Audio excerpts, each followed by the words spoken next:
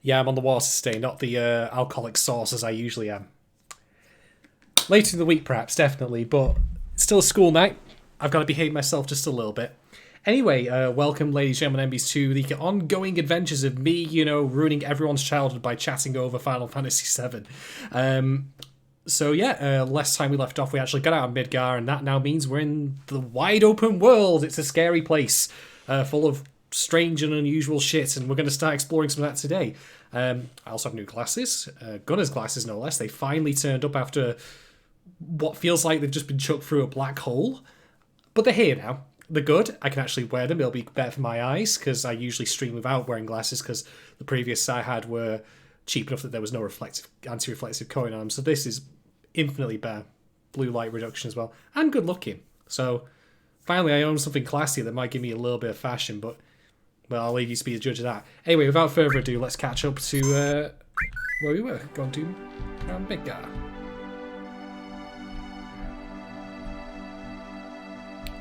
So I'm hoping to get a specific encounter at this point. I hope this is it, because we obtained the enemy skill materia, and you can get an actual spell from that. It's quite useful. From one of these mobs over here specifically.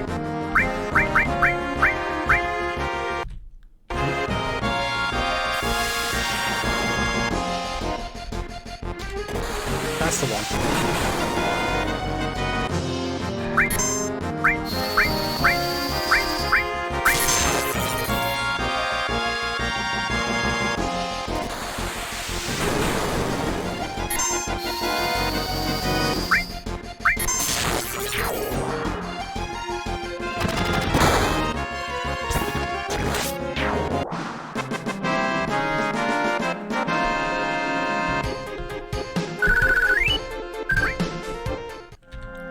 So, Matcha Magic is probably the first enemy skill that you'll learn in the game, and it's just magic damage to all enemies, basically. It's quite handy to have at this level. It'll eventually become not really all that helpful. But for this particular time, it's quite nice to have.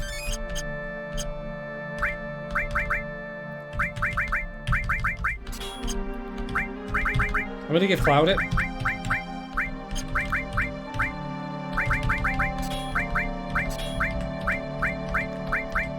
I do want to try and mix this up a little bit now.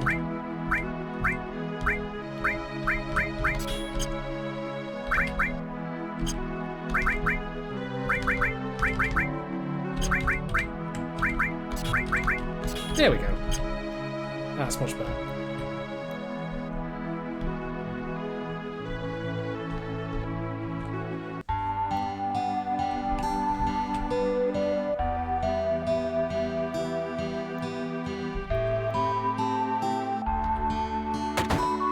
Let's hurry over to the inn. It's right behind me. Ah, screw you. I don't. You're not the boss of me. I'm gonna do what I want. I'm gonna mooch around, steal things.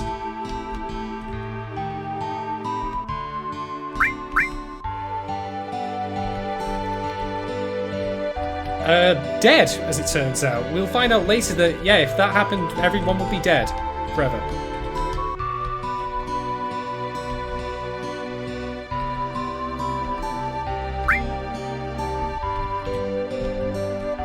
Must be hell in this household at dinner time. Shinra's good, Shinra's bad. No you, over and over again, and I am rubber, you are glue jokes, all that kind of stuff.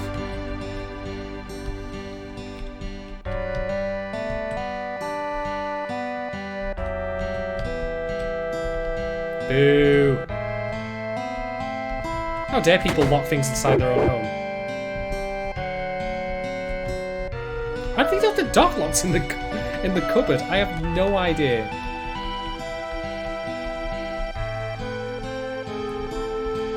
Now that you've said that, Go-Go Time Robot, it does, and I'm never going to be able to see it. It's like the painting you see on a back mat.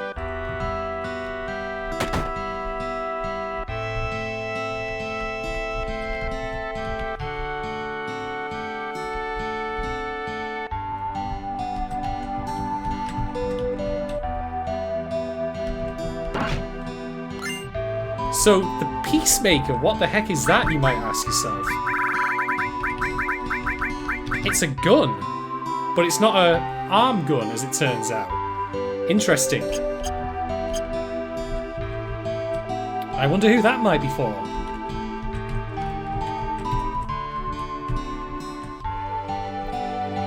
Also, I like to imagine because they've got the gun up in that tower, they just take pot shots at people from there, you know, when they're bored. Oh, that's my sister's commentary on me there. Yeah, how embarrassing would that be if you trained really hard to be a soldier and then just completely screwed up?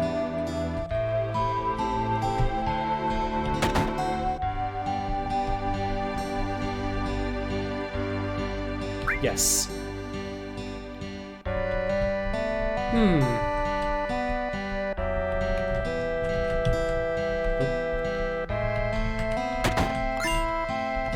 Very nice. Don't mind me, I'm stealing stuff from your pantry. Please, please don't mind me.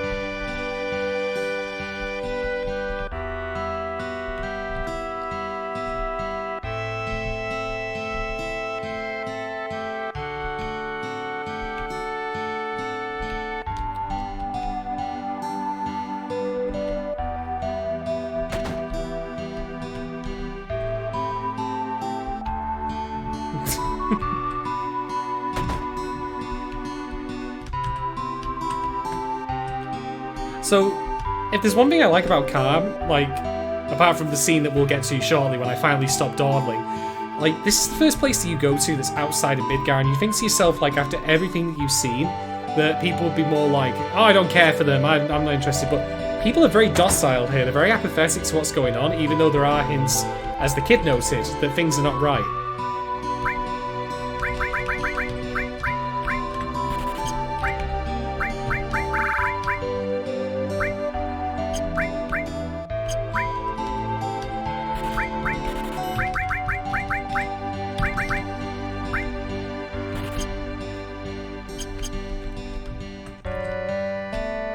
It's essentially your first look at civilization outside of Midgar, and it is very deliberately this kind of, we're fine, you know, there's nothing really to worry about. Why do we care about any of this stuff?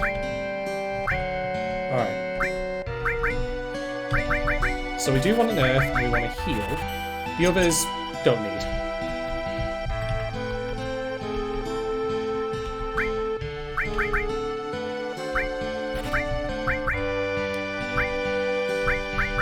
That should be all we need for now. Give that Terrace later along with the materia that we've just purchased. But otherwise, I think that wraps up for places that we can look outside here. Yeah, every single bit of dialogue in this place is basically Shimbra's good, or Shimbra may be bad, we're not sure, you know.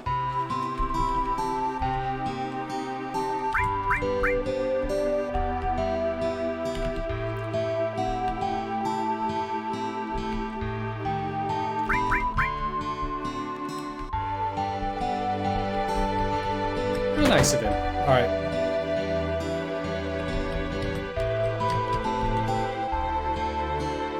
Your party is waiting for you on the second floor.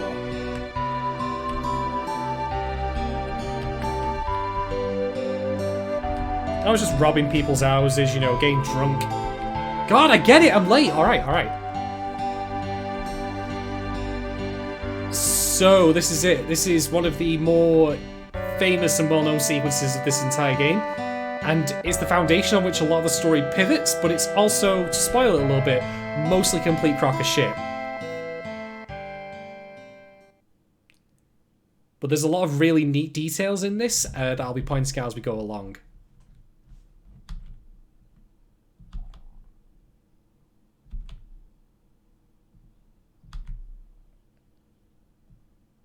Tifa's going to be speaking a lot in ellipses throughout this, I get the feeling. Just put that in the back of your head.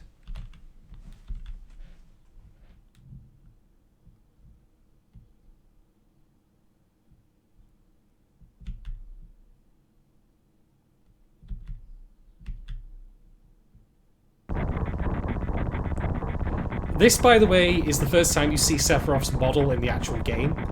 And one thing I want to note is that prior to you actually leaving this entire continent when you leave Junon, the game does not actually give you a proper look at Sephiroth as he exists right now.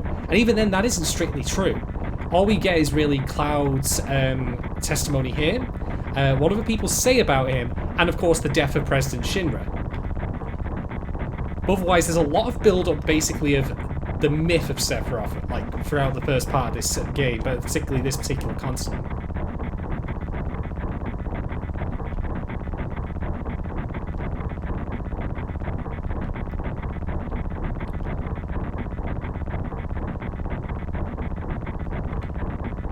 And even this, like, Cloud just going around talking to people saying, "Hey, you buddy, you good?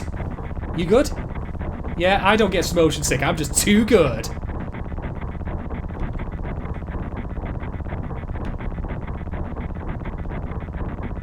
Spoilers, that material that Cloud gets, you can't even actually actively use it. It's a passive purple variety.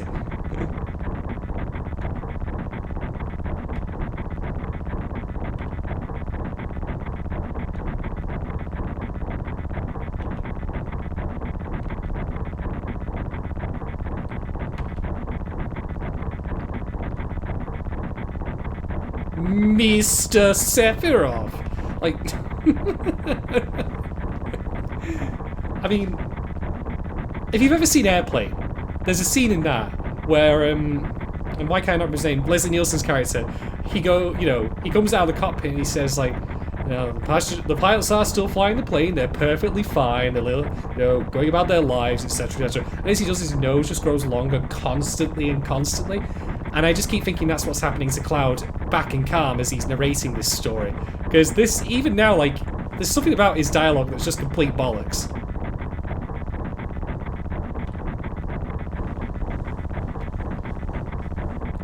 And after we're done, we're going to go for Chinese.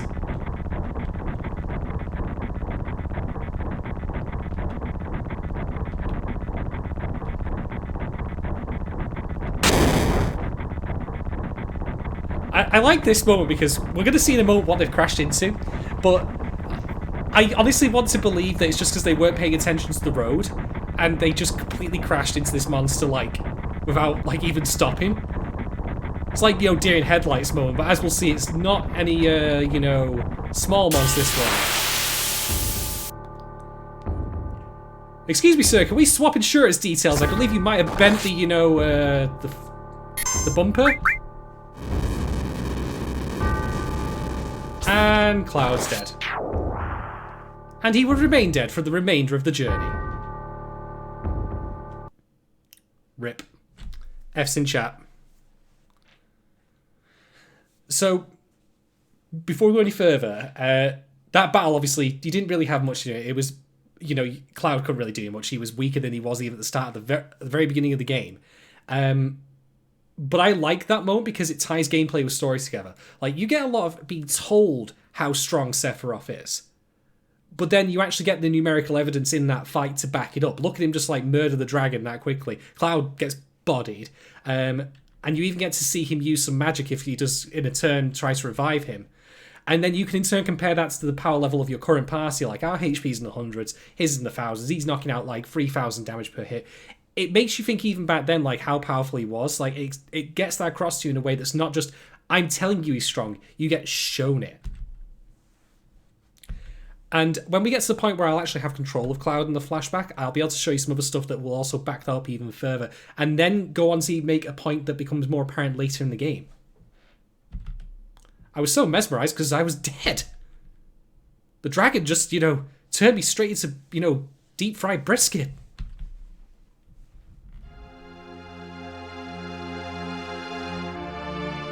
What a dump.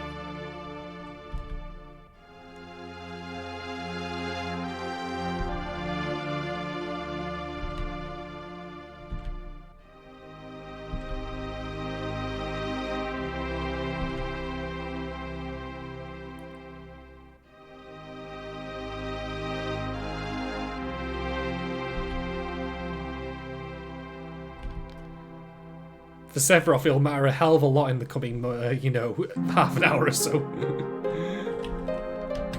Hey you! How are you doing? And how are you doing?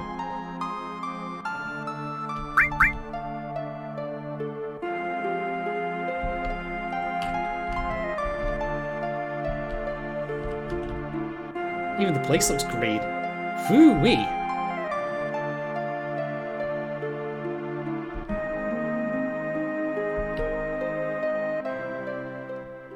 Barrett's been paying attention.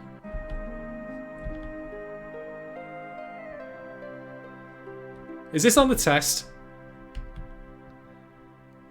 I really want to imagine like Barrett struggling to, you know, take notes on a clipboard with his gun arm. Like, does he replace his gun arm with like a giant nib if he ever wants to write like this?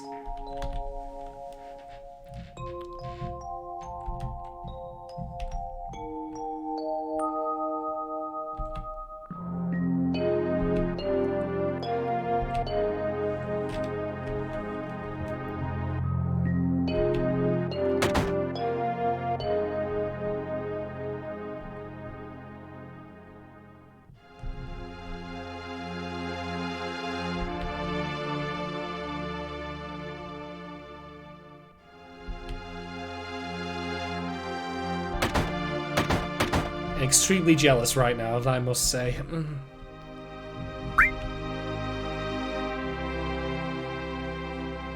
Grumpy Cloud, that will actually be explained when we get to Coral Town. There will be a flashback that shows what happens that causes Barrett to lose his arm. There is a reason. So, okay. You can see Cloud's level 1. He started at level 6 at the beginning of the game. So, I like that that's also there just to show this is even further back in time when the game began. Like, it's simple stuff, admittedly. There's nothing too much to really dwell on it about. But it's there and it works. Also, that's the materia that he had, and it's completely and utterly worthless in this particular section. It's very helpful later on if you have it properly leveled, but yeah, for that being the new materia he said we wanted to try it out, like, it's basically if he gets a random chance, you know, to actually not die immediately. How nice.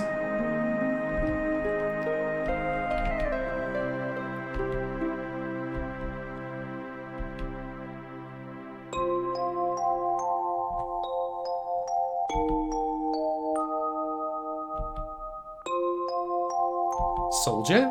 Boulder? Salsa?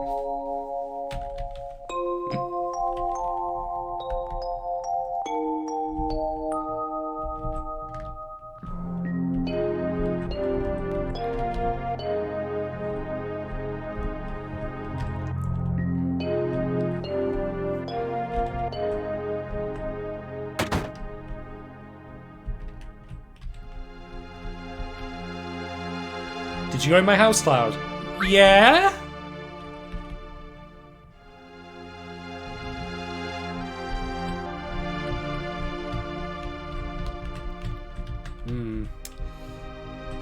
Lights are on, but nobody's home.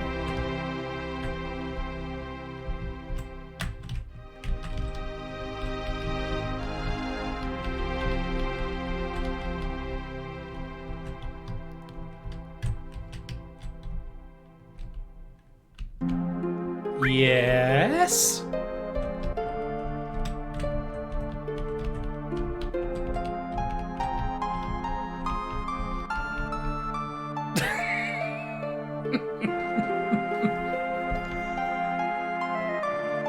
The less said about that, the better.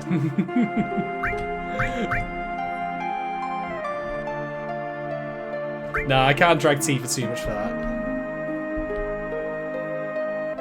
But even though I like the Cloud's blending in a little bit of fiction here with the other massive amount of fiction he's spewing right now. Now, this actually gets you something later on, and you have to pick Yeah, I Jammed on it to do that.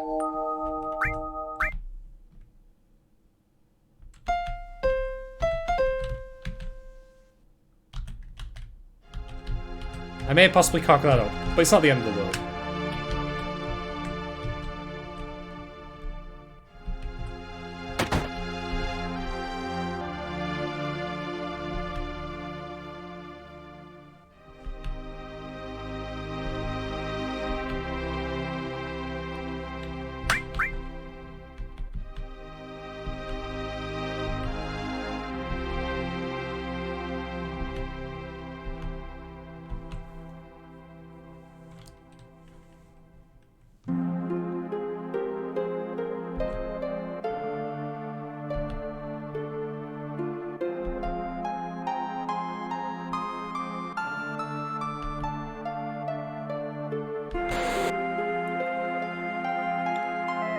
So this is similar to the scene that happened in Aerys' home. There's a flashback then, I believe, about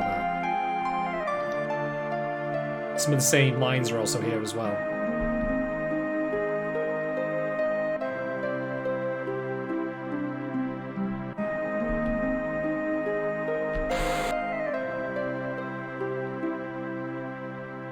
Yep, he's abridging the true theory already.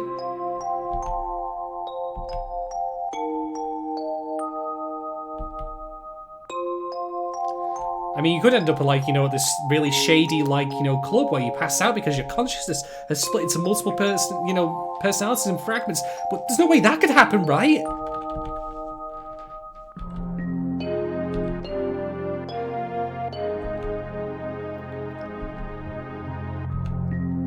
You need a second Mother Cloud.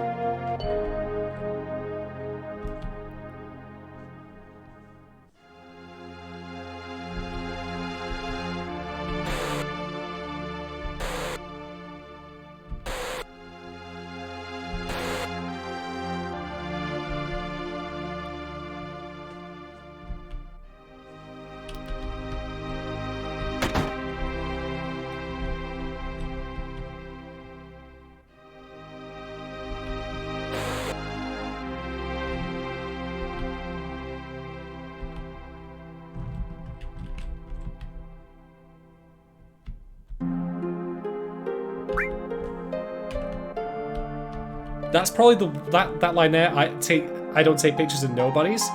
Is probably the most accurate thing that will be said in this entire flashback. Just saying.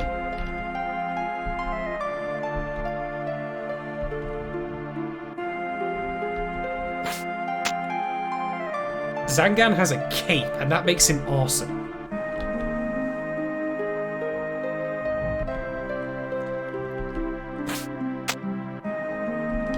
I also have no idea why he's jumping over Cloud, but why not?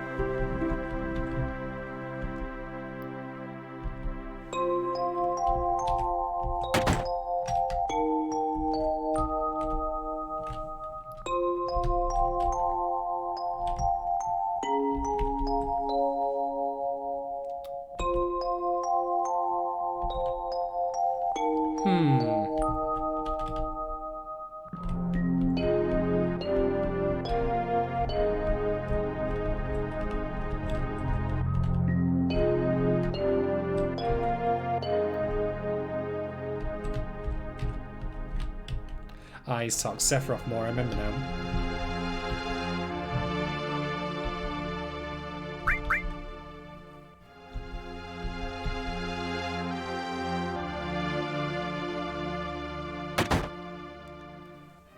We'll be getting to that much later in the run, Grumpy Cloud, don't you worry.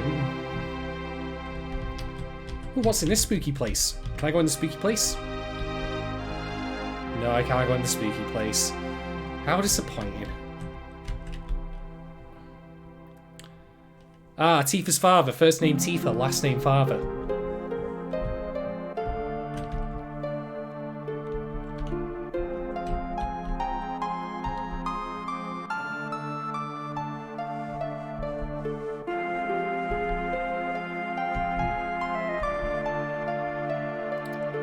Note, 2 men from Soldier. 2.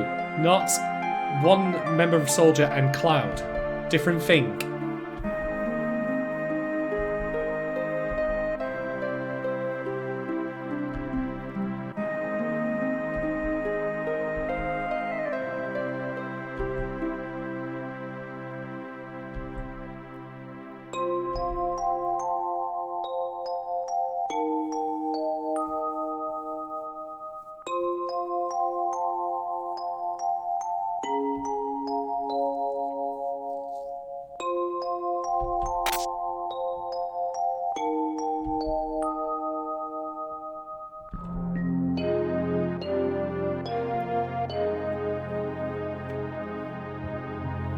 I like how Mount Nebel looks like it's straight out of, you know, J.R.R. Tolkien.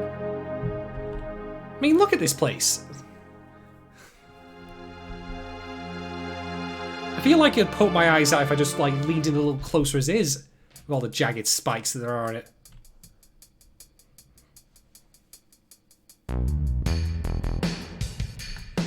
Alright.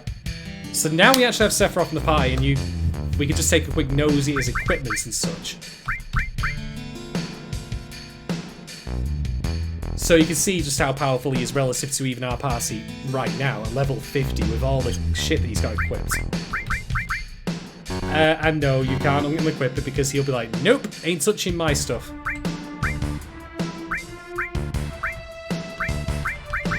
But yeah, he's got all of the good stuff. All massive materia. His trademark sword, gold armlet, vitality specialist. Now, even the equipment's noteworthy here because you'll get all of this except his weapon, of course, later in the game. So it makes you think back to this moment, like, oh, cool! I've now got stuff that he had, and I'm actually getting even stronger. Wonder if this bridge is safe. I mean, it's your classic, you know, Indiana Jones rope bridge subcategory 2. Whoops.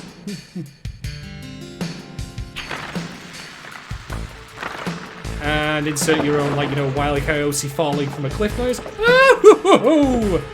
And they're dead.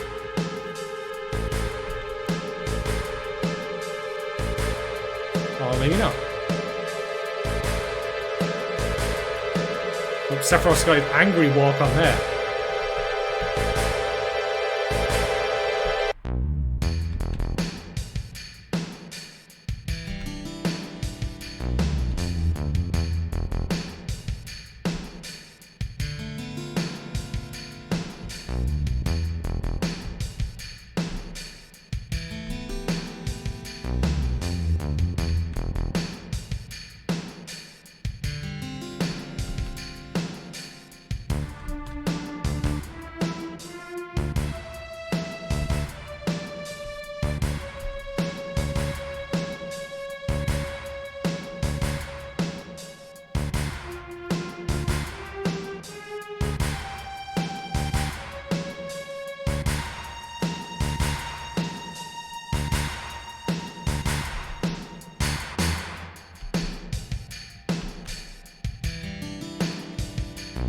Right, time to stick your hand in it. Nothing can possibly go wrong from doing that.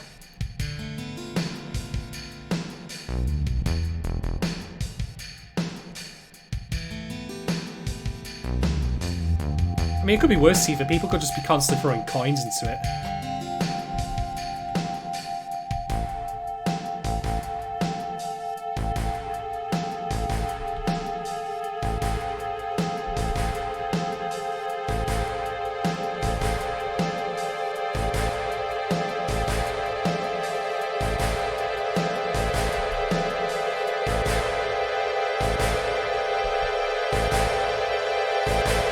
And Tifa's passing.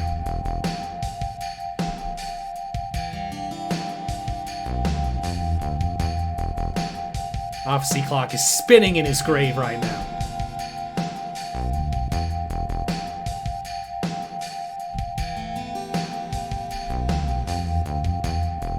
He was also a massive wanker.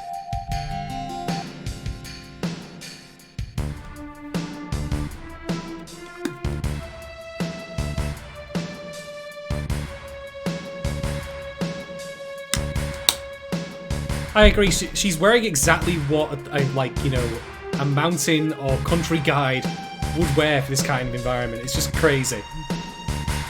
Like, or what you'd think that they would wear if you've only ever watched TV.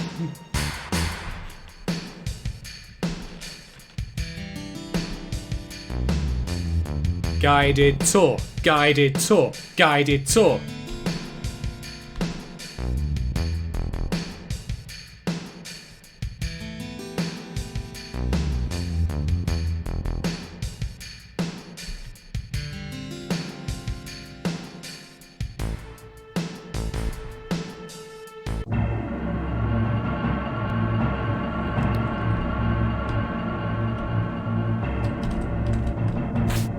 You'd think so, but Tifa keeps shot on this. I believe it's explained later in the game as to why she does that. But there are already hints in this, even in this flashback, that she knows something or is not, like, even she's not actively contributing to the discussion that they're having, which you'd think she would, given she was there.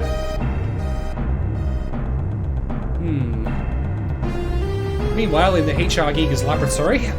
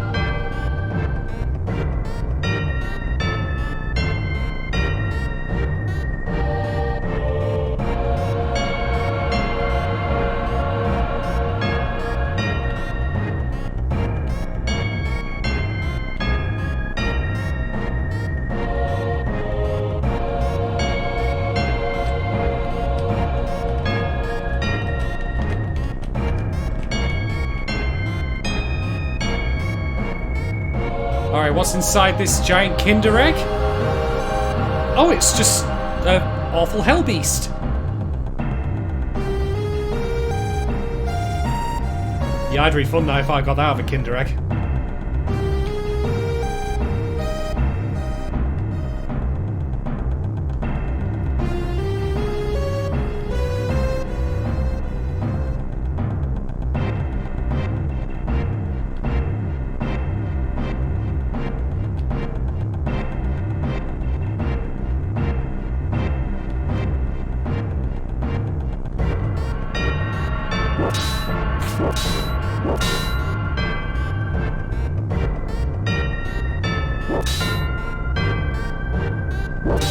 Oops. He's just carving his name in it, it's fine.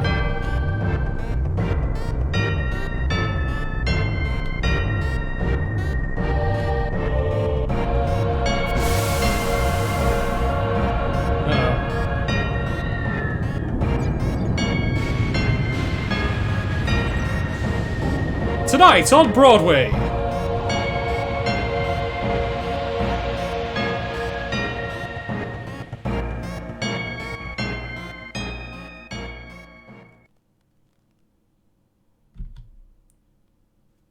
Well, that was the tanning salon from hell.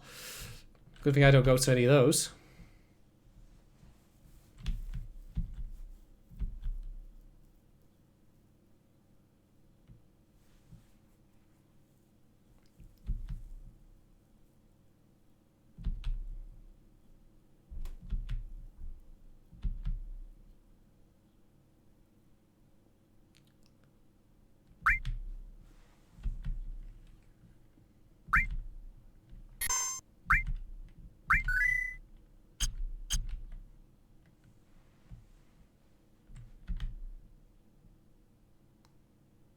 Yes, I was. I was totally waiting outside.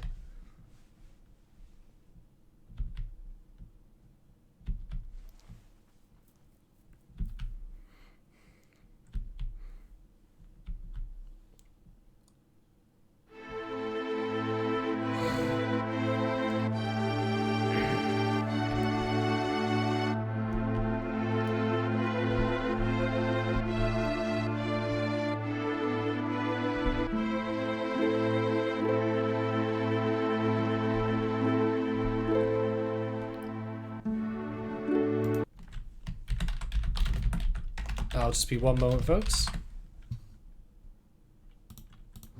And we're good.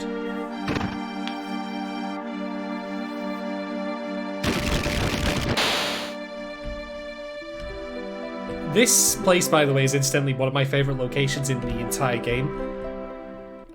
Both now and when we revisit it later.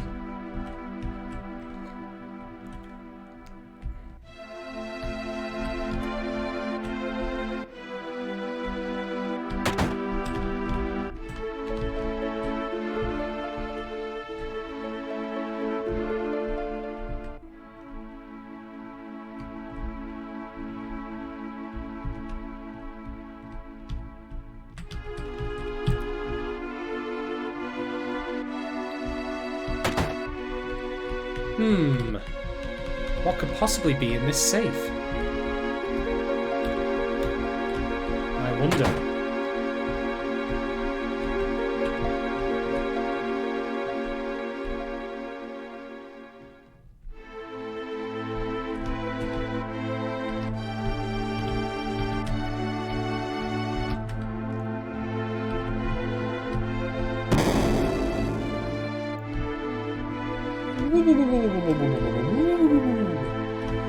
No guardrails or anything.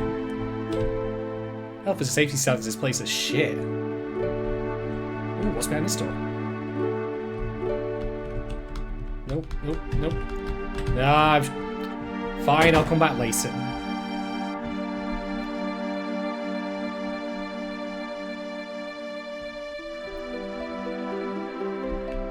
What is this, Dr. Frankenstein's laboratory?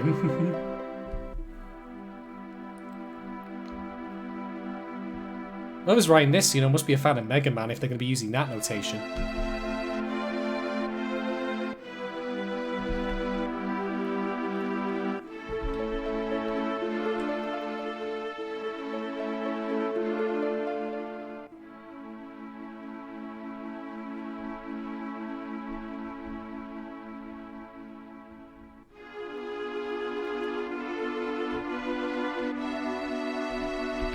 Imagine if Genova had just had a much more plain name, like Beth or something like that, or Sarah.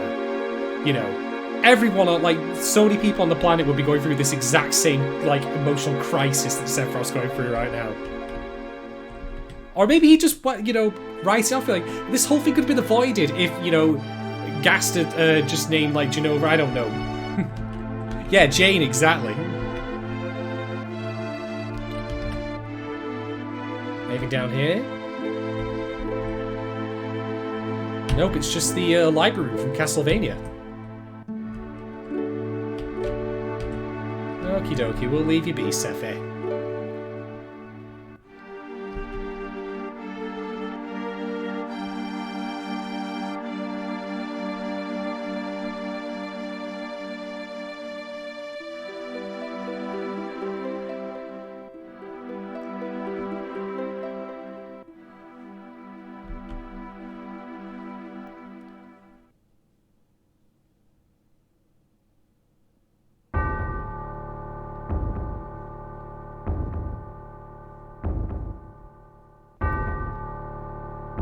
This theme,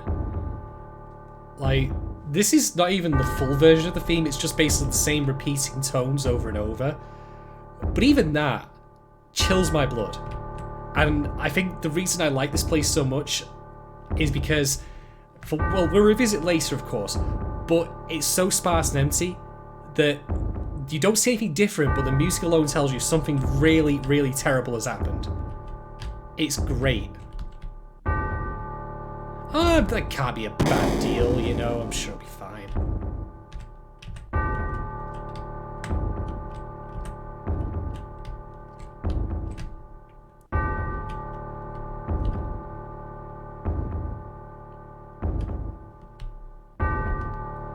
Especially with this music playing, I definitely wouldn't sleep here.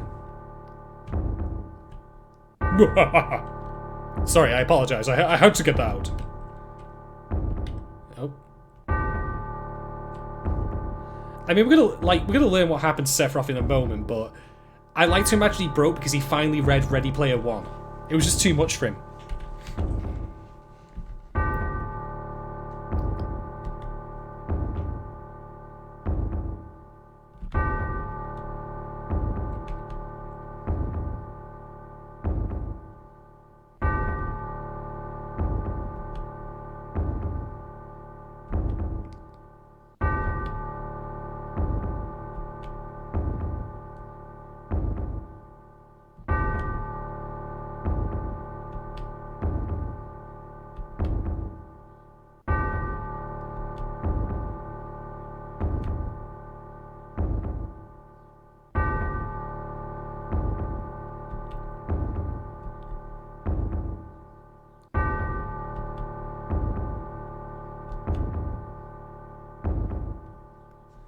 This really is a Metal Gear Solid conversation. Produced! I can't do a David Hayter voice, but I know full well that he would sell the hell out of that line if he could. Stomp, stomp, stomp, stomp, stomp, stomp, stomp. Stomp, stomp. And there we go. Full theme kicks in.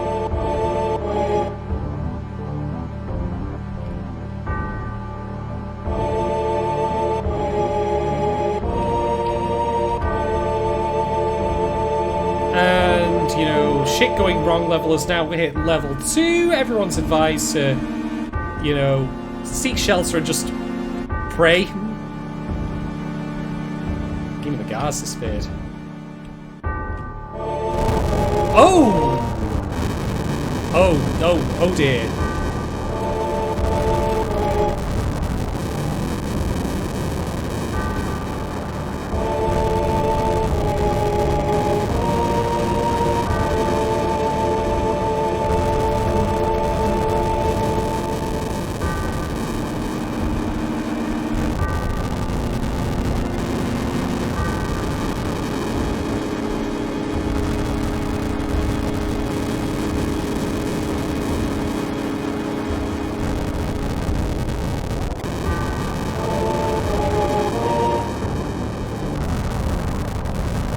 Too terrible.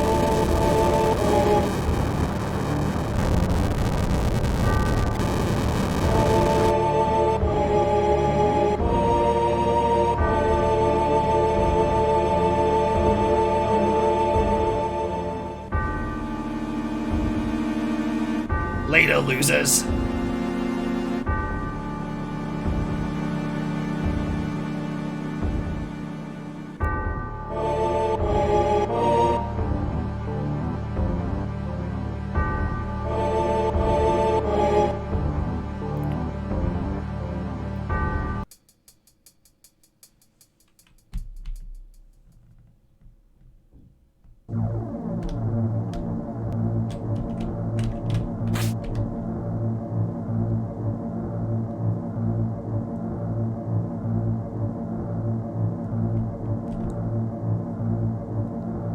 So this is the scene that played in the second reactor you blow back in Midgar as a flashback?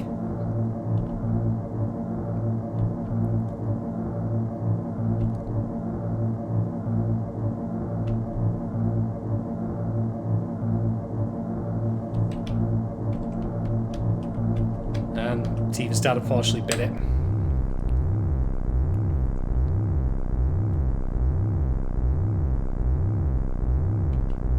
I've got a pizza delivery for you.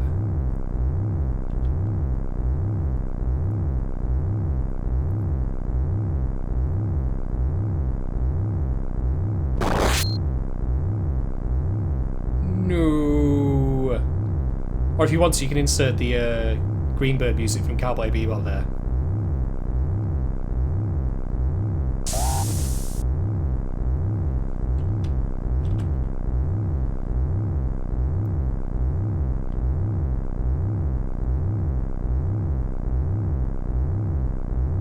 One thing I'll note before this actual flashback ends, by the way, is if you think about it, how many lines of dialogue in this entire, like, sequence do Tifa and Cloud, like, exchange with each other? This technically did happen, just not as presented. But otherwise, the amount of time they spend together is minimal at best, and there's a good reason for that.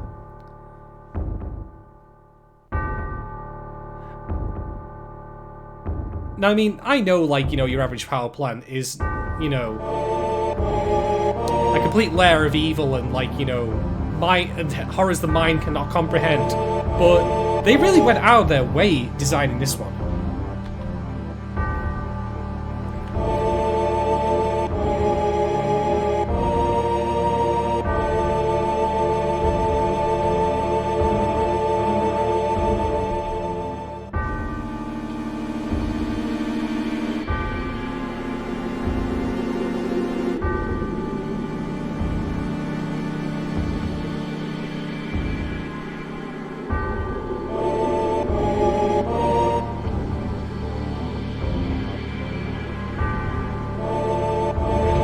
Whoa, Seth, like, that, you don't know how long that took. Like, that was going to be in a museum. Oh my god, it's ruined. Ruined, I say!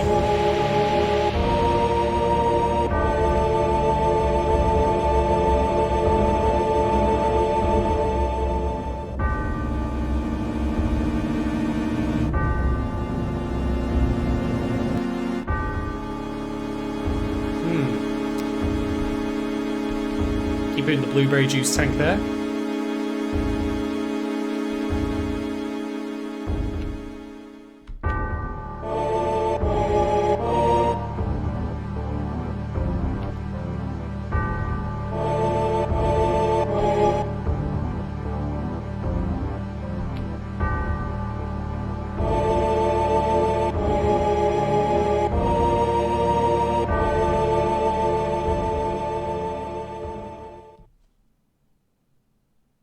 And they all lived happily ever after.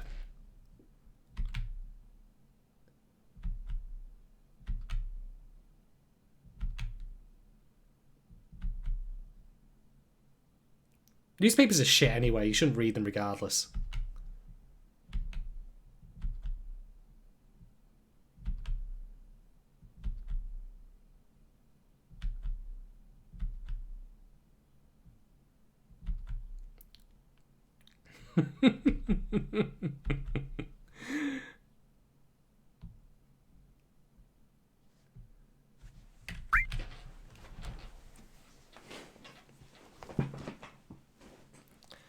Well, yeah. Cozy bed and all.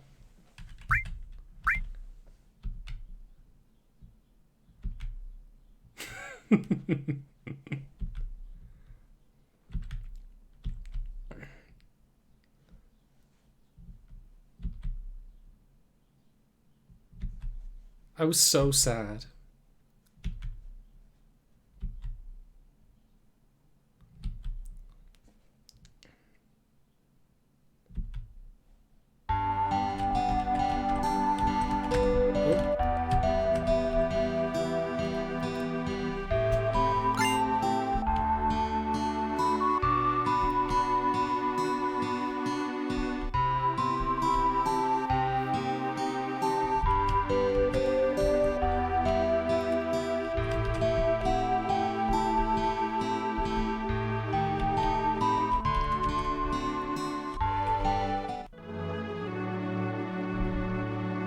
Alright, so we're gonna mooch this way.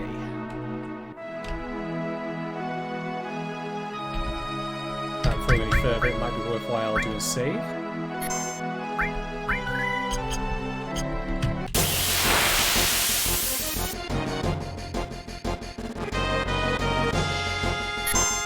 My god, killer bicycles!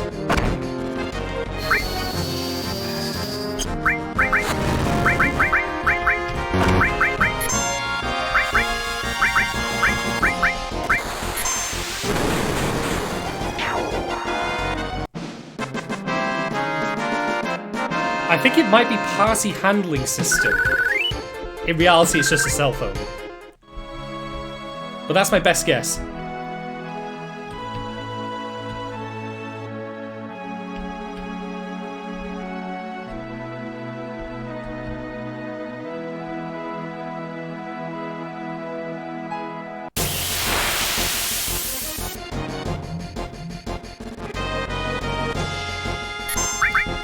Oh, who's a cute little fairy thing?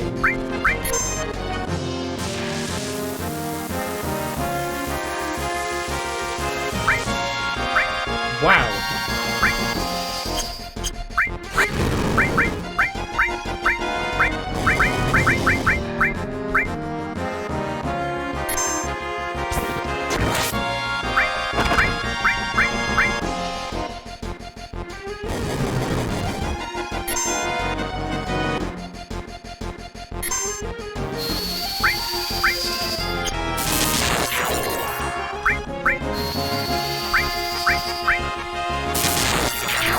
So yeah, Eris just basically got peed on and lost most of her health.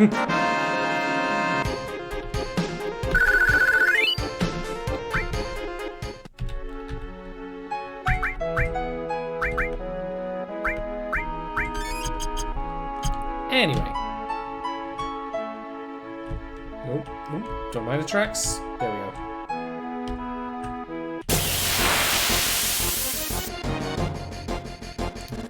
Oh, we got the dick move opening here. And you, Jesus.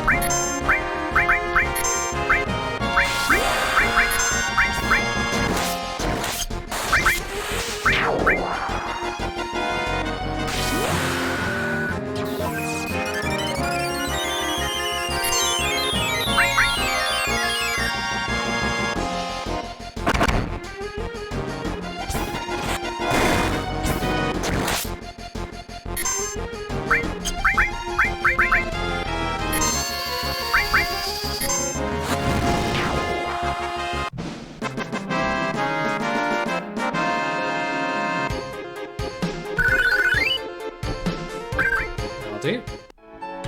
And we're here.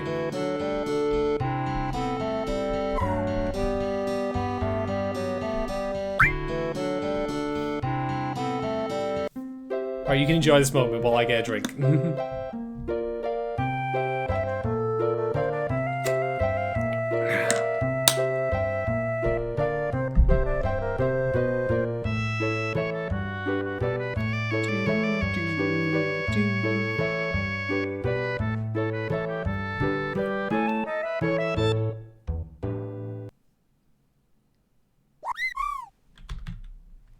Sweet.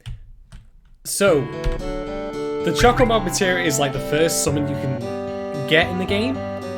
Completely missable though if you, like pretty much all of them actually, funnily enough. But it's very useful for a number of reasons. So, you might know I have this elemental materia here. I'm going to take that out of my armor. I'm actually going to swap some stuff around here. So, Chocomog has the wind element. And there are actually a number of enemies in this game that are weak to wind, but you don't get you don't actually get like a wind type materia at all really to use, apart from summoning Chocomog itself. So having this on a character with high attack power and as their weapon with an elemental junction means they can do a lot more damage to them, and it'll be very useful for certain bosses which are counted as flying enemies. The boss at Junon, for example, counts as this.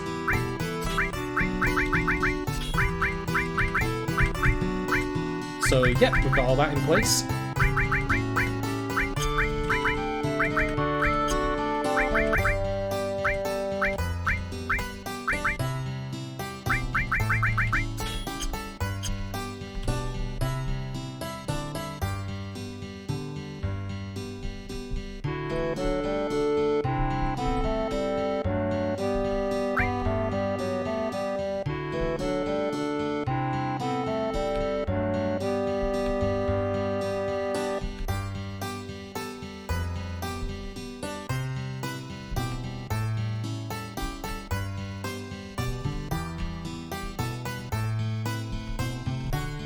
Alright, you know what? Let's show this off. I will die. I will die horribly here. But it's worth just pointing out, like, oh, you think this serpent can't truly be that bad, can it? Nah, we're fine, we're fine. We got this. So, let's just have a mooch over here to the marshes. I mean, what could possibly be the big deal about fighting this giant serpent? I don't see the issue. Oh my god! Yeah.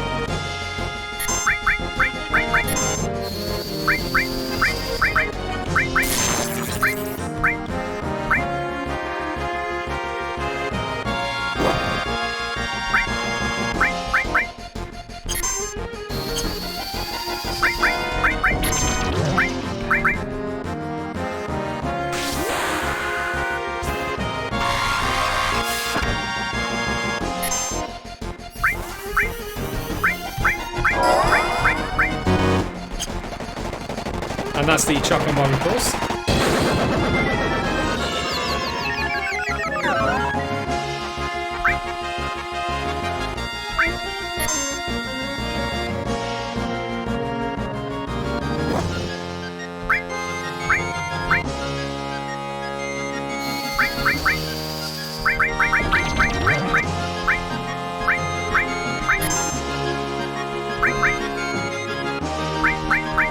Okay, so this is the thing, like, okay, it does a lot of damage, as you can see, with its melee attacks, but thus far, it's been pretty manageable. It's not been a problem, really.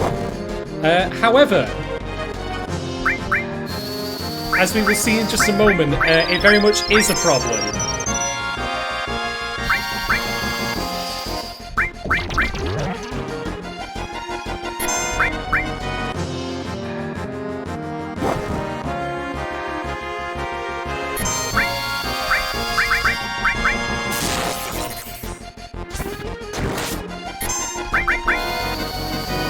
I'm going to deliberately lose the spy, by the way, and then reload, but I just want to show this so you know that this is, like, a big deal. It's not to be fucked with.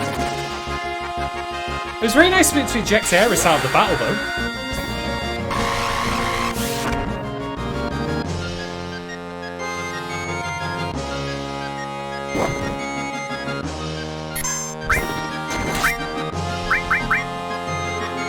And yet, this is it. Watch this now.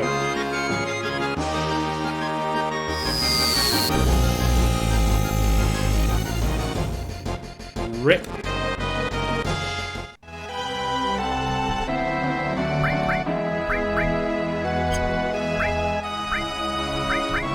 So what I'm curious about though.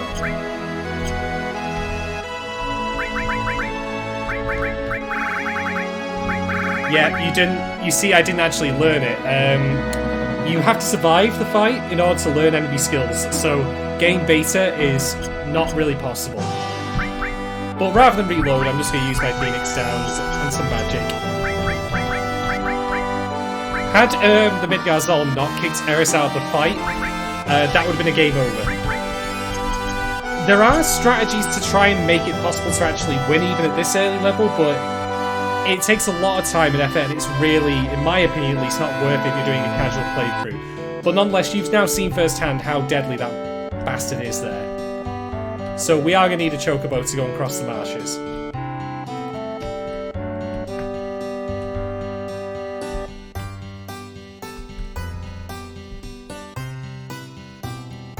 Give it.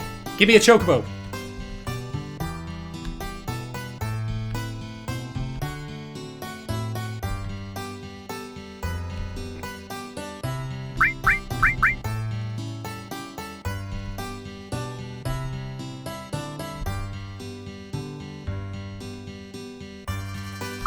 The rudeness of this.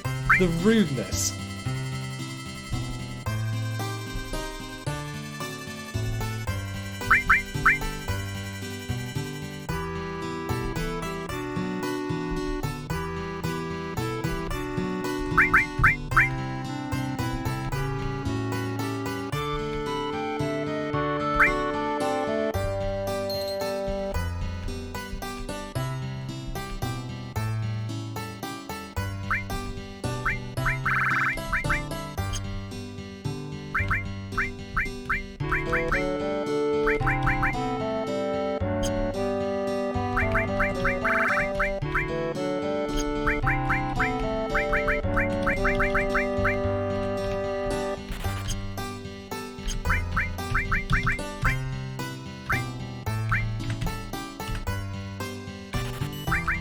That should do the trick.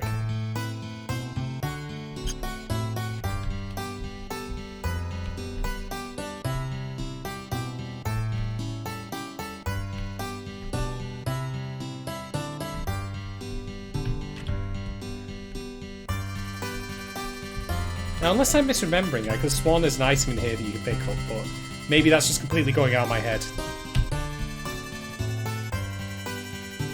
Anyway, let's go and, there's a chocobo! Woo-wee!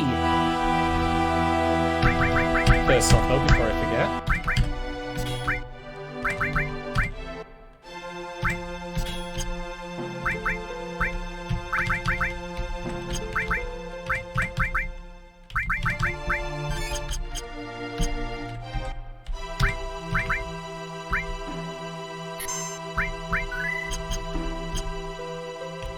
Alright, let's run back and forth on this little patch of grass. Give me chocobo, give me chocobo, chocobo, chocobo, chocobo, chocobo, chocobo, chocobo. Give me chocobo, come on. In your own time. There we go.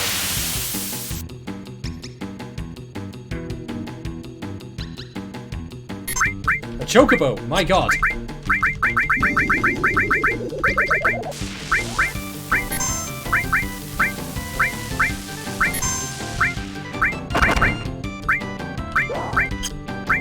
Nope, it's already run. Never mind. And that's a set of greens wasted, but, well, can't be helped.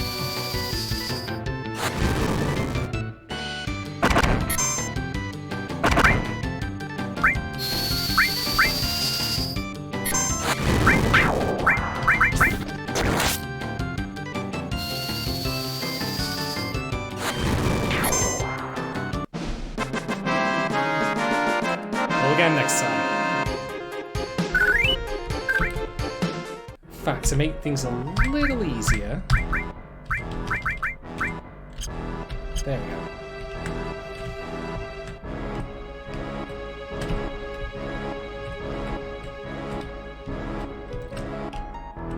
But they spray like dangerous, dirty water at you. They're not to be. They're not cute. What are you? Oh, my God.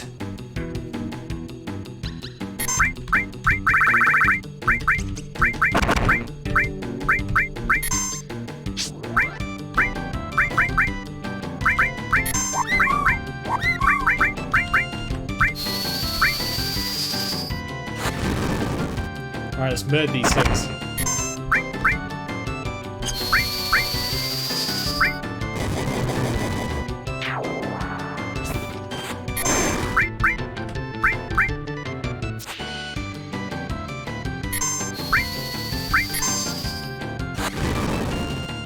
Wow. We got him though. Alright, now time not to cock up and actually still run into the Midgar Zolom while doing this.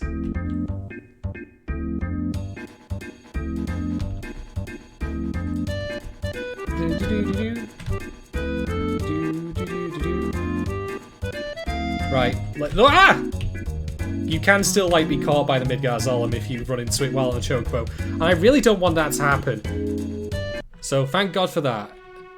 But oh snap.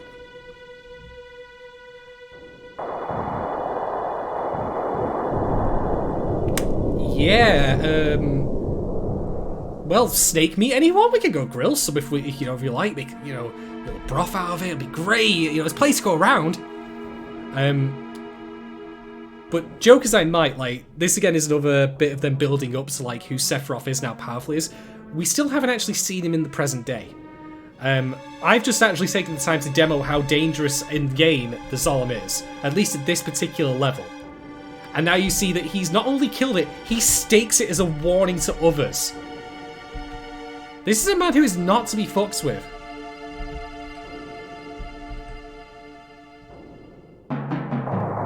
And of course, ominous storms on the horizon.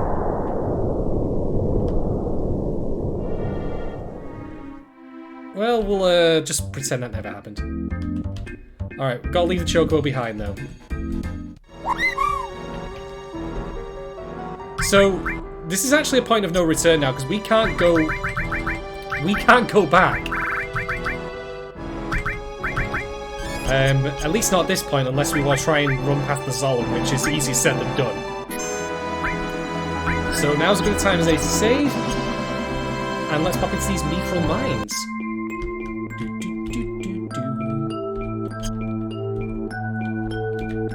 There we go.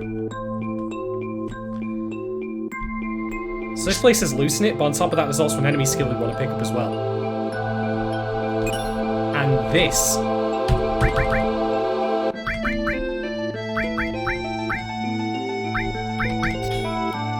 So, Cloud can now go in the back row and still do the same amount of melee damage as before. But this is also useful because I've given him the cover materia. Right, this is the gentleman, and I want to breathe on not red. Alright, no, he actually was, if that works.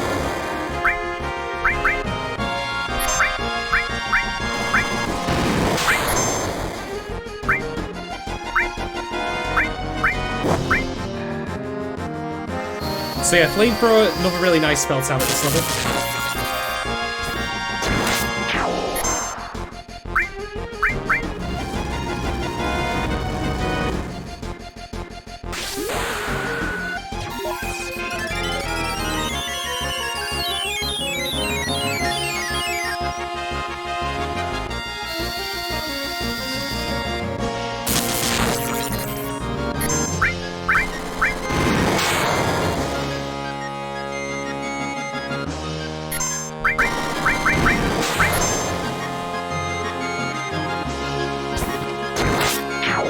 So do you see how much damage Cloud did there? 198. That's because that enemy's weak to wind, and I attached it to his weapon via the elemental materia and the chocobo materia. So that's why he did so much damage.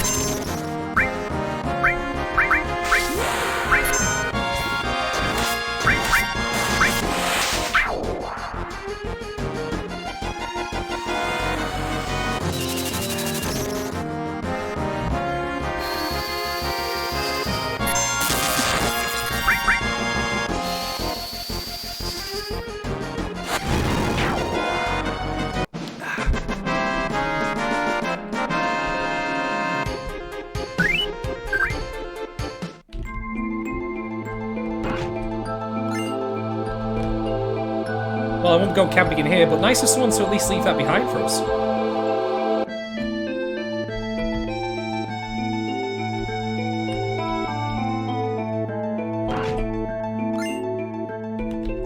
Mind source. Okie dokie. So, there are various sources throughout the game, and they give you permanent boosts to certain stats. For reasons I'm going to leave mercifully explained, I will never use any of these on Aerys. I mean, I'm not going to tell you, you're just going to have to figure out yourself. But I'm going to give that one to Cloud, which raises his spirit a little bit, which is his magic defense. Now we got these dudes.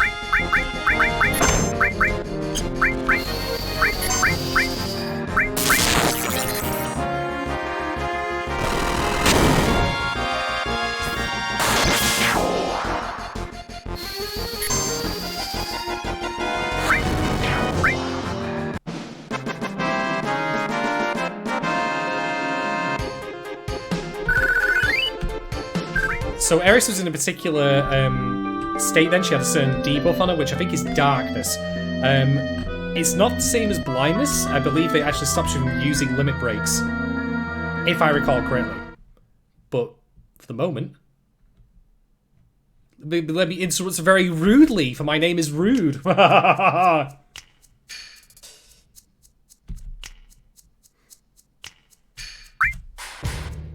I mean, Elena's up there on the top right. She's clicking this theme as she goes.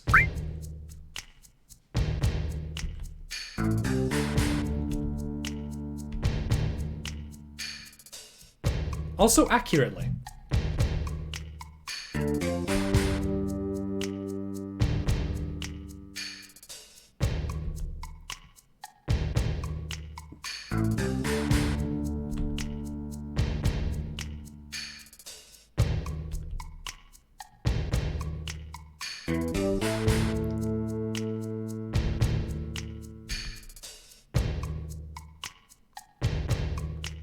Oh, Elena, she's tried so hard. She just wants to impress.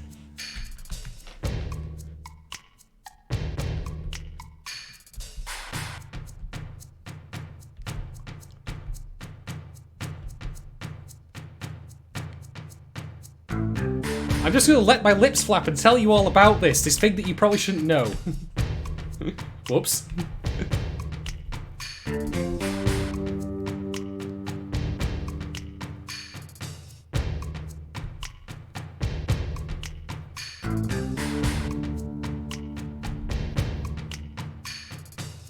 I like that they gave Seng that little nod, by the way, because he's obviously scoping out who's in your party, and he naturally would not say this line if Aerys wasn't here.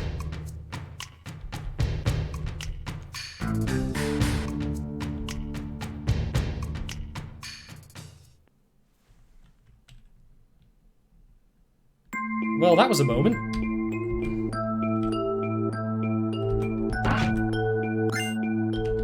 Anyway, let's loot the place.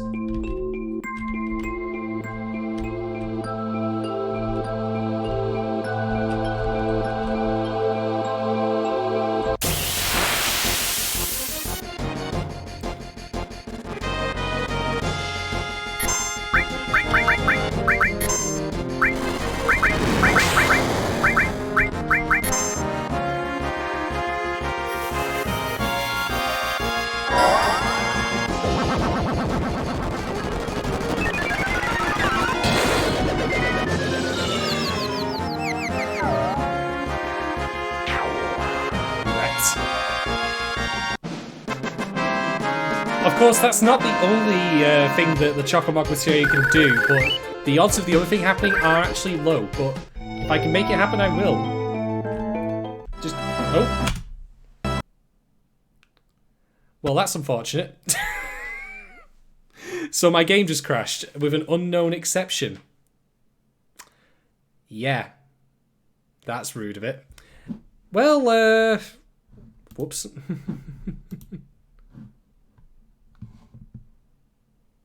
Alright, if you'll give me just a moment, I will restart. We saved before in the Mithril Mine, so I'm just going to have to go through it again as quickly as I possibly can. And hopefully the game doesn't crash. It'd be nice of it not to do that. Although it's not, of course, as bad as the time that I softlocked the game in the, in the laboratory. just after rescuing Red.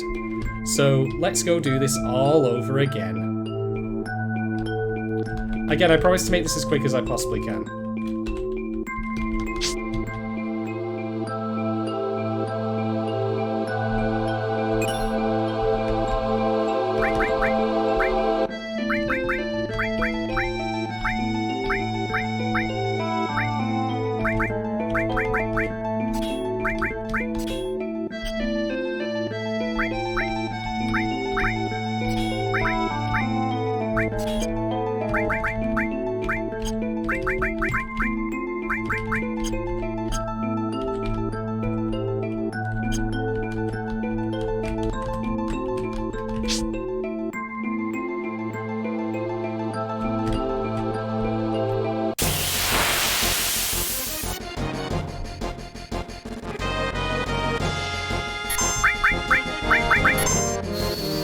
Now, this should heal the enemy in the back, actually. I'm okay with that.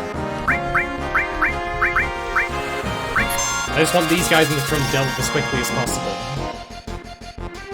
Oh, this is going to be obliging and cast it on Red, who has the enemy skills here.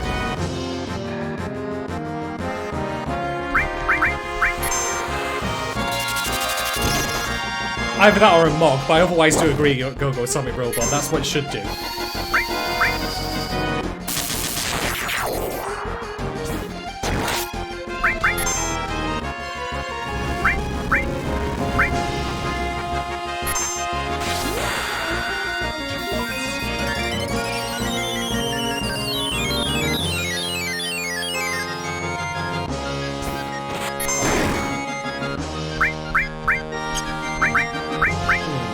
I don't want to really waste that little sky.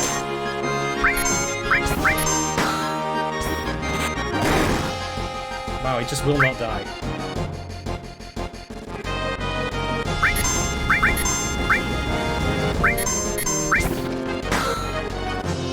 You know what? Screw it. He's being very uncooperative.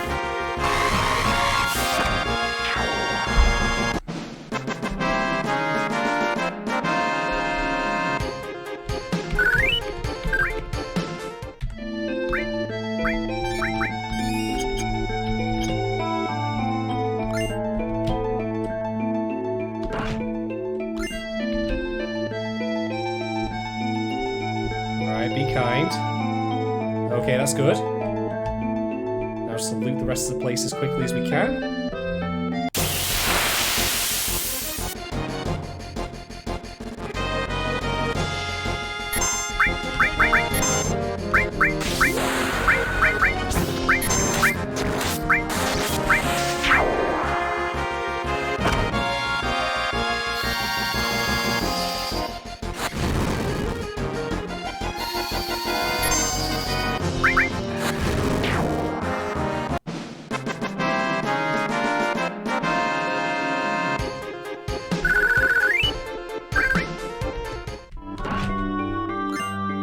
Okay, and zoop, zoop, zoop, zoop, zoop, zoop, zoop, zoop, zoop, zoop, zoop, zoop. Phew. Alright.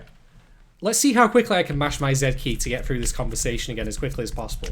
I mean, I'm a fighting game player by trade, so I can button mash.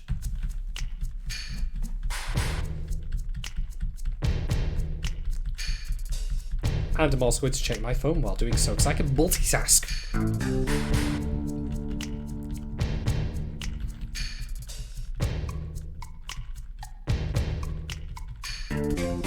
I hope you're all doing good, by the way, people in chat. Hope your Wednesday's treating you well. Mash, mash, mash, mash, mash, mash, mash, mash, mash, mash, mash. It just, you know, I've got my phone here and I just wish it was like one of those universal notes where I just go click. Just speed things up. But alas, no.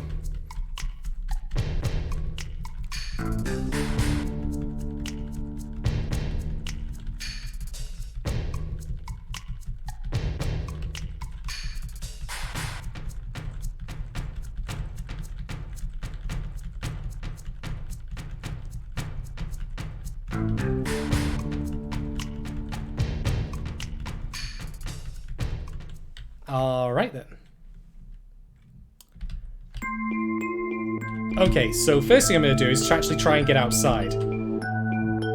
Just let's hope it doesn't crash. Please don't crash, please don't crash. Phew. Okay. So with that done...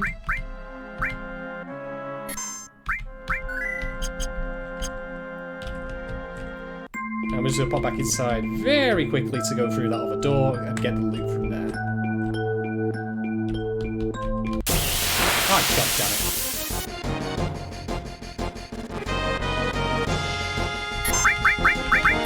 it. Yeah, let's just wrap this up real fast.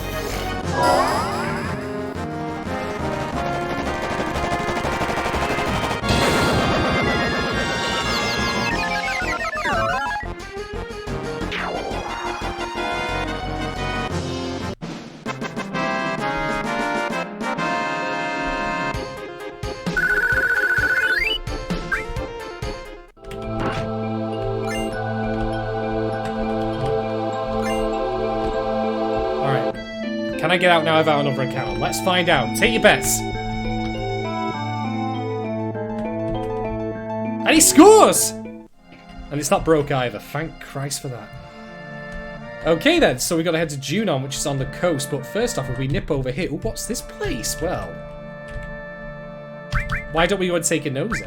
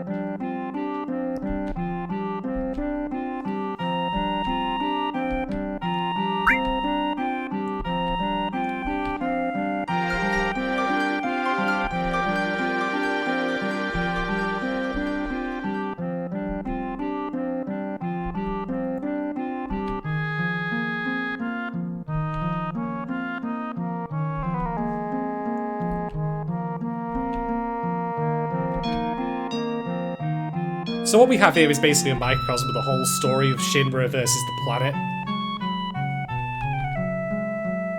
So it makes sense.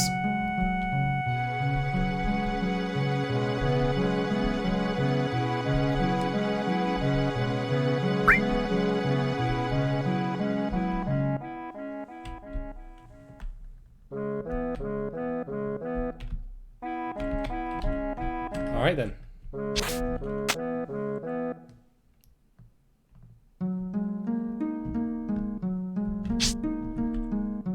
We'll have a quick snooze here.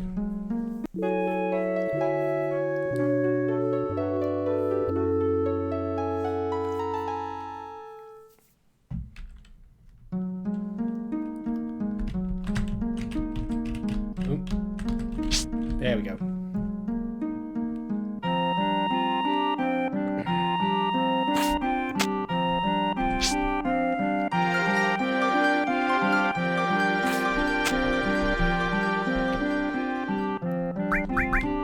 So they don't have anything new here that's of any real note, but I am going to buy a second ice materia, just so I can distribute it in case we get up against the elemental enemies that might be weak to it. But also, we're going to sell some more apples. We're going to need to do that because we're going to finance these guys, get some troops out in the field, and that's one of the best ways of doing it.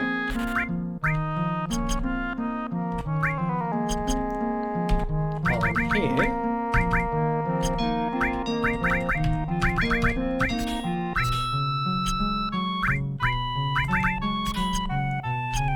I'd completely forgotten to equip those.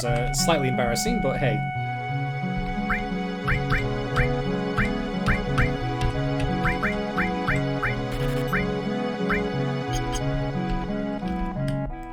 So yeah, not much to write home about in the shops, but we've at least filled up with some money, so that's what's important.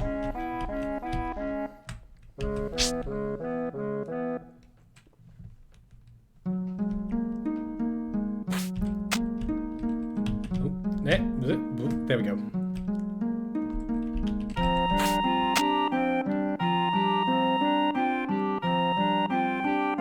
So yeah, this bird is basically the size of the one from Rescuers Down Under. It's huge!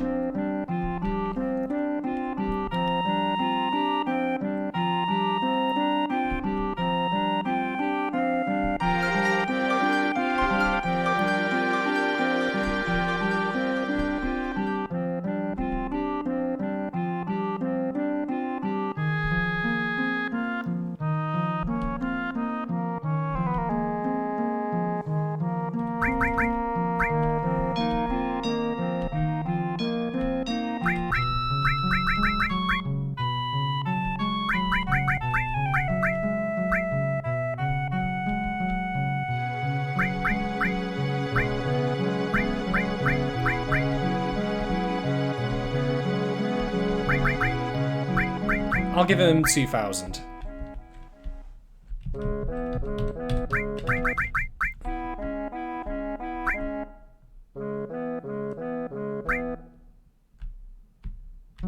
Wow. Okay, fair enough. Good thing I sold some stuff before. I'm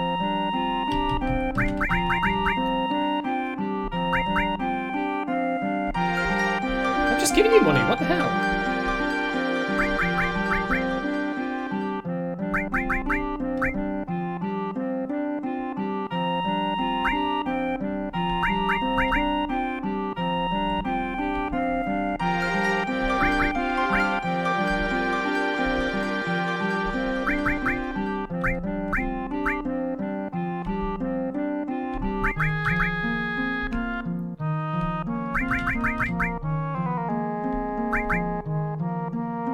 I've given him 5,000 gil and he's not actually letting me start the game, which is weird.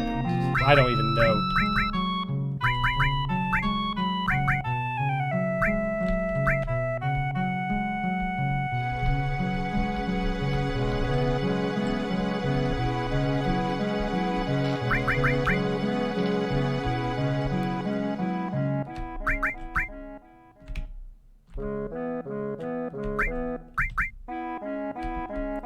I don't know what else I'm actually supposed to do here, because I've given him 5,000 gil, but he won't let me then start the fight.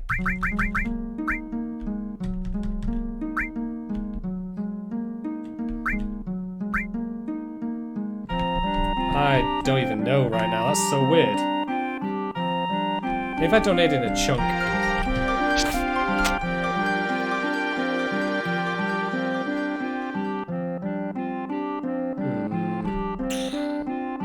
That's very rude. Right, you know what?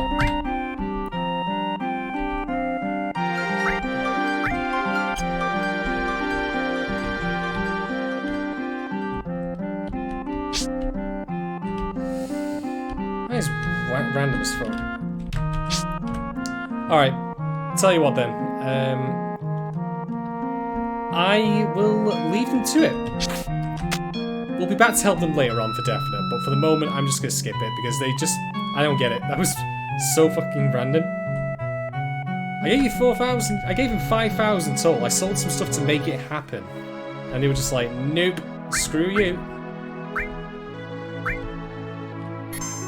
What I will actually do is I'll make a safety save here because if I can figure out a way to get the battle going, I'll come back and stream it another time. For the moment though, we're going to mooch over here.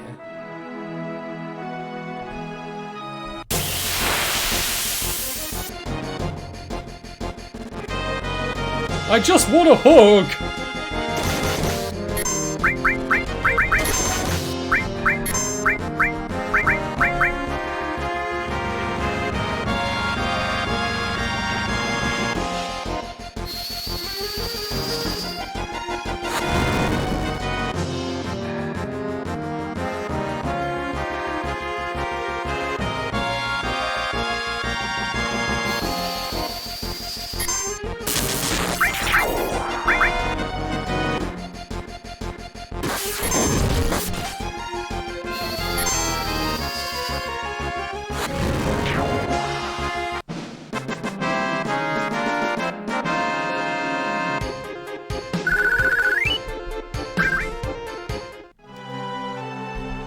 Oh, I'm gonna make a show, don't you worry.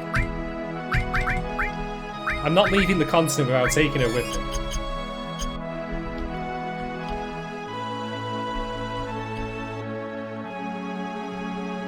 So, if we just mooch over here... So that's Junon, but we're not going to go there. We're instead...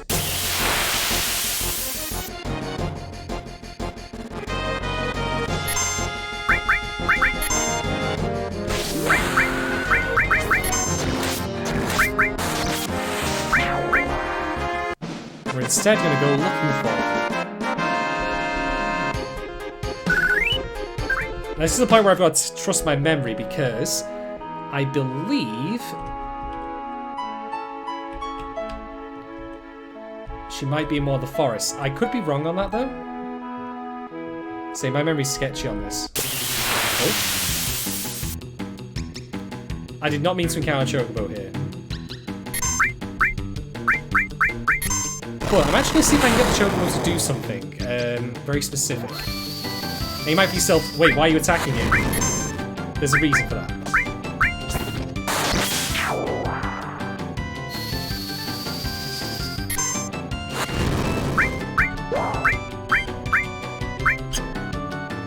Oh, he's gone, never mind.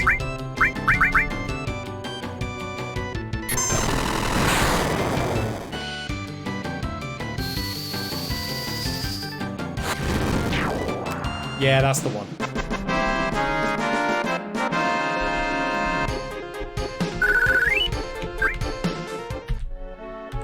That also reminds me I should probably unequip.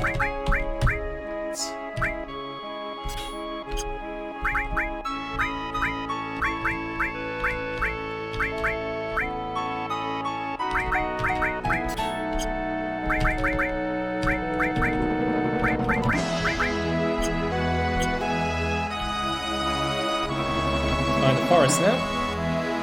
So I passed before.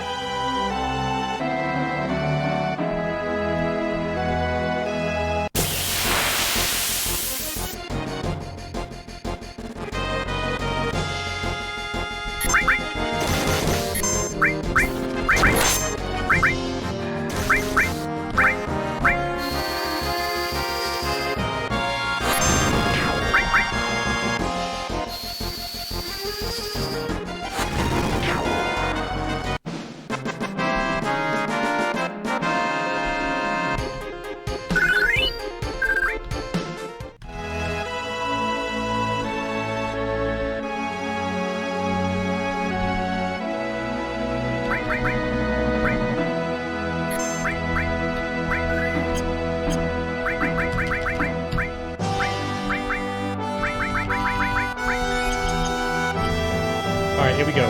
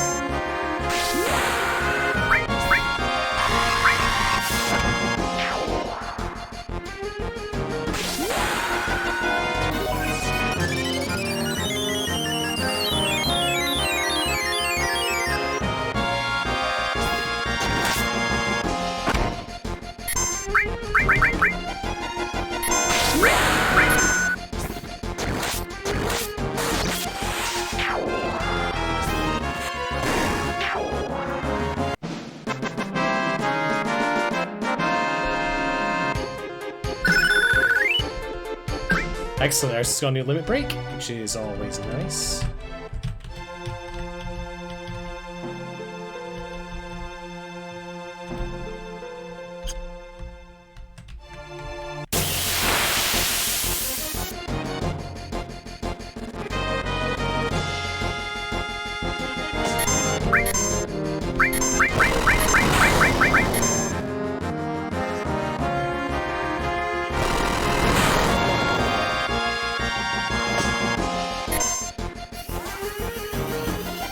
Ganging up on Boreas, that's rude, then.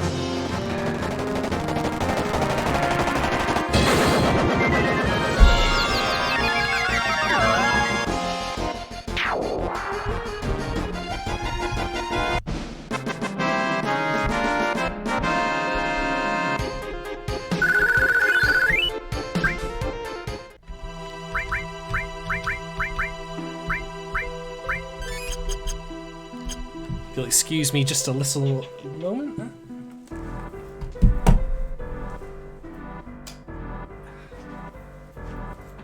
There we are, some natural light. That looks a lot better. I don't like I'm currently in, like, you know, some sort of darkened Batman cave.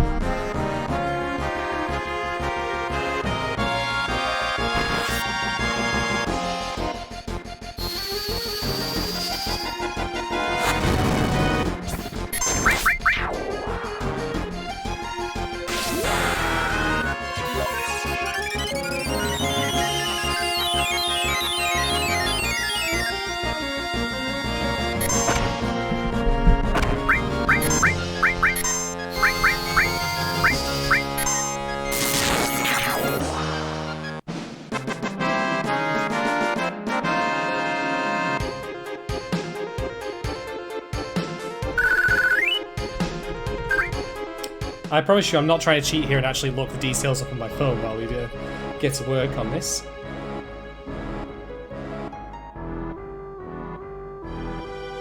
So, just looking up now.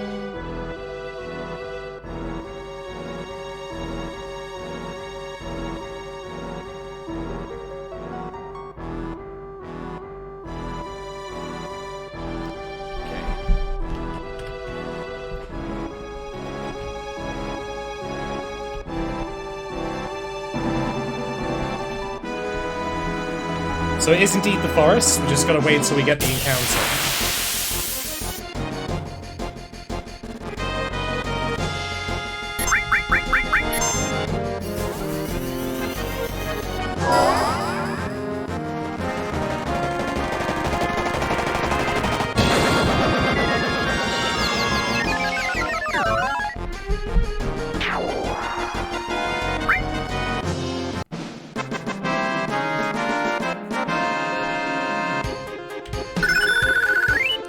Very nice.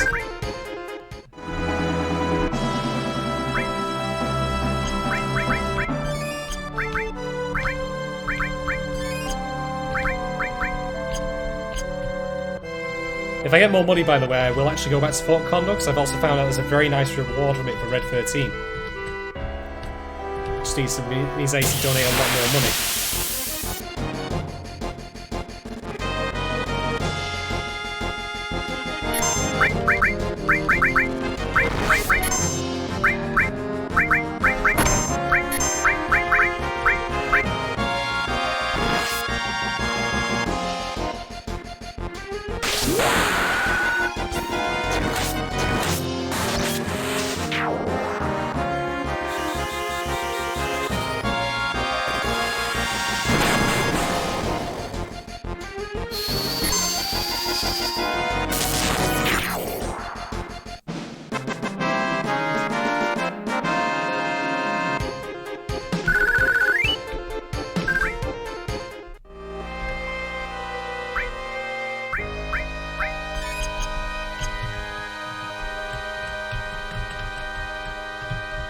So patient. We'll get there in the end.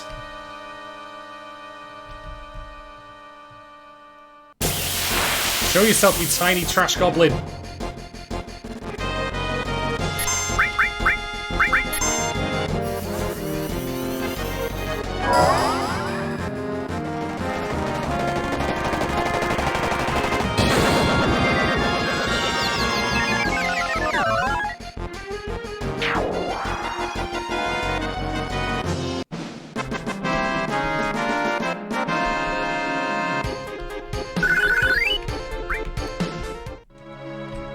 At least we'll be well leveled for the few fights in Junon.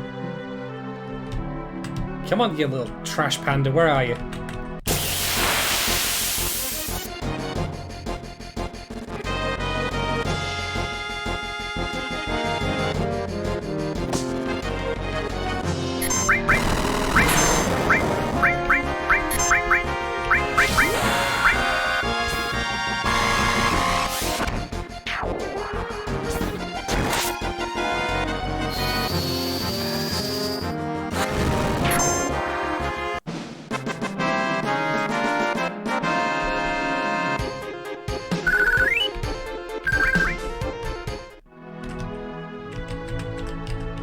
I've been told from the FAQ that I read by the way, that it's a 12.5% chance of 1 in 8 for Yuffie to appear when you're in a forest. It actually goes up when you go to different parts of the world map, but right now that ain't happening.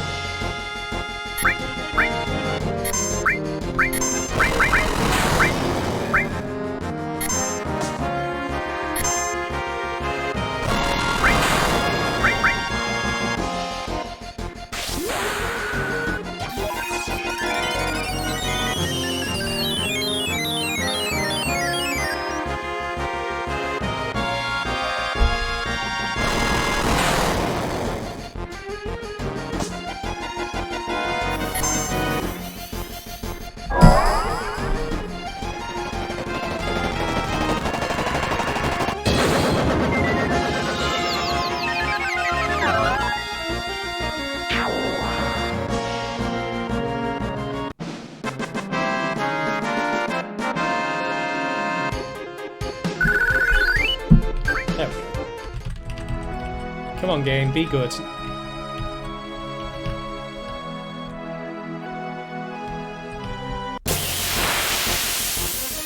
Where's the trash panda? There's the trash panda!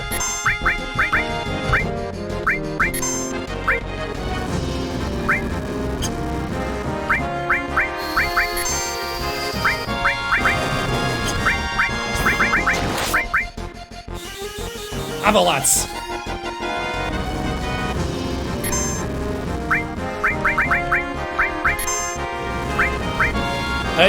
You can actually. You can completely skip her. Okay, we got it. Right.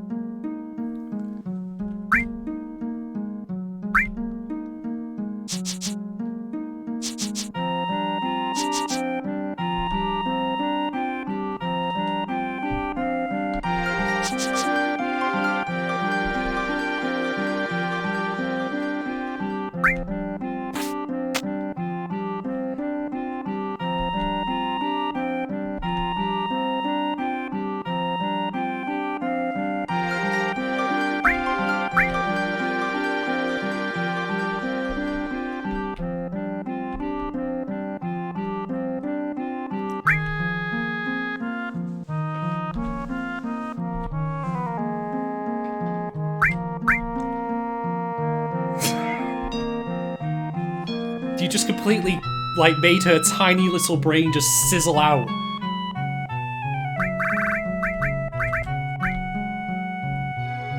Wait for me!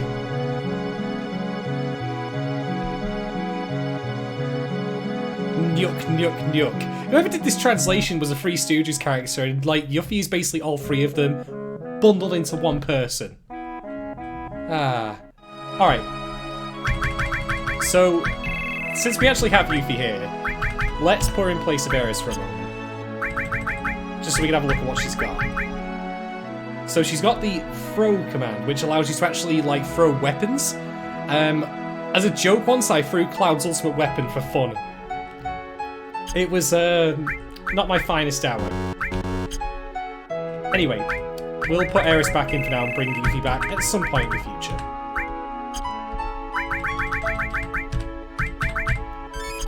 Alright, so since I actually have 5,000 gold, and probably will have a little bit more by the time I get there, I'm going back to Fort Condor. I'm going to make those bastards actually let me take part in the fight.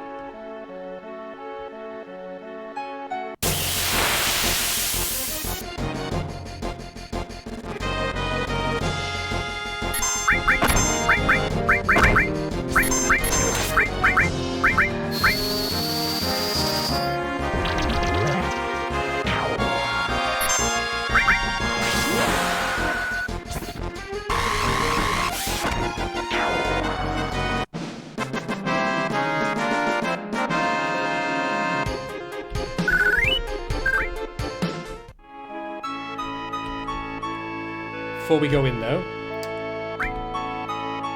I would just like to mention, by the way, that I find the idea of them picking up Yuffie like crazy. Because can you just imagine what like Barrett and Tifa would say when they meet up? Like, where'd you pick her up? Like, oh, just found her wandering in the woods. What's the big deal?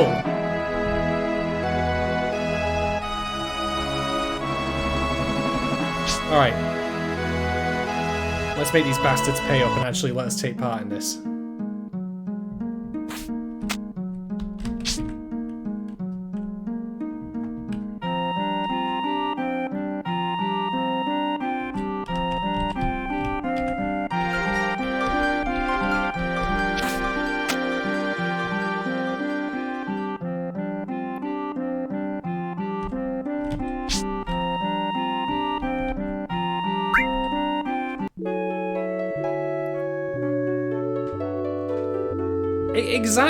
Exactly. That's how it is.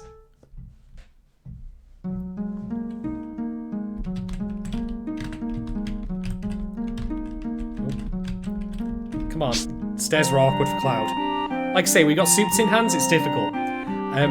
Getting Yuffie is important though because it unlocks a lot of side content later in the game. And we do want to do that.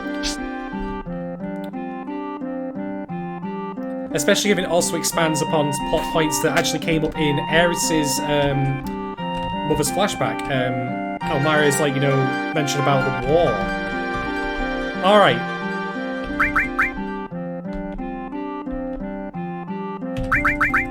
There, 5,000. Now let me take part in this fight.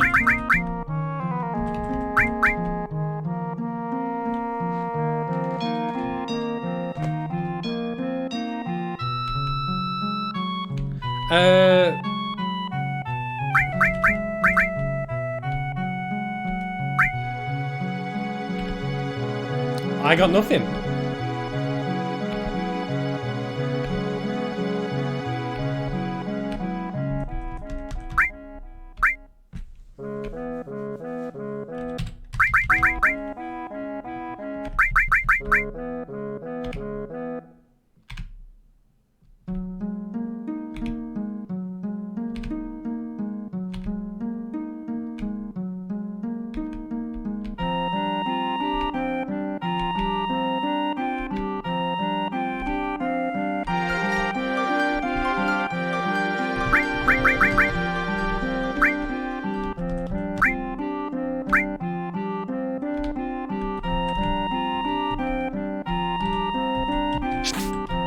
Alright, you know what, if they're going to be tosses about this, then I'm just going to move on.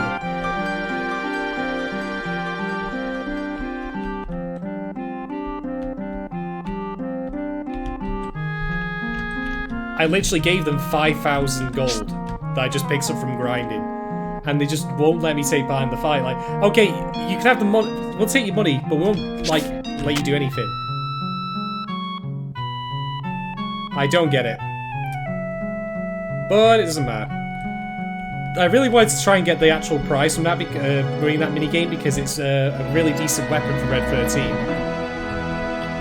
But alas, it was not to be.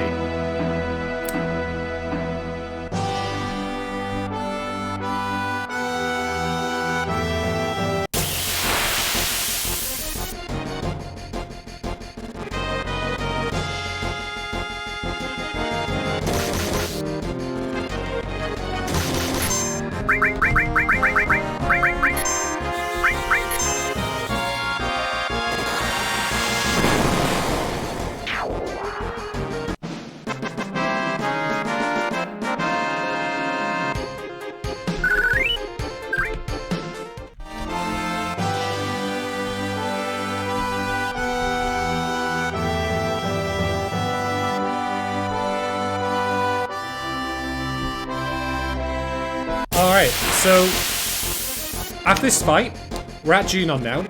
I'm actually going to save and stop the stream there, because Junon's a whole different beast and we'll want to cover that separately. But what I'll do as well is I'll also try and figure out what the heck's going wrong with the Fort Condor fight, because I definitely do want to show that off.